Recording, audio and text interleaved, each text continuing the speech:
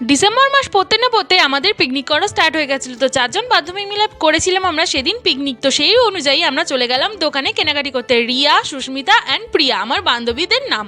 আর আমাদের পিকনিকের মেনু ছিল বিরিয়ানি। আর বিরিয়ানিতে তো সেরকম কিছু লাগে না, যা যা মশলাপাতি লাগে কিনে নিয়ে চলে গেলাম আমরা পেঁয়াজ, আদা, রসুন এগুলো কিনতে। আর দেখো সেই পেঁয়াজ, আদা, রসুন দোকানে গিয়ে রিয়া কি করছে, বড় বড় রসুনের কোয়াগুলো বেছে বেছে নিচ্ছে। আর সুস্মিতাকে দেখো, সে তো আলু যে কিভাবে বাছছে সেই জানে। আলুগুলো বেছে নেওয়ার পর আর এক বান্ধবী মানে যার নাম প্রিয়া, তার বয়ফ্রেন্ডের সাথে একটু দেখা হয়ে গেল।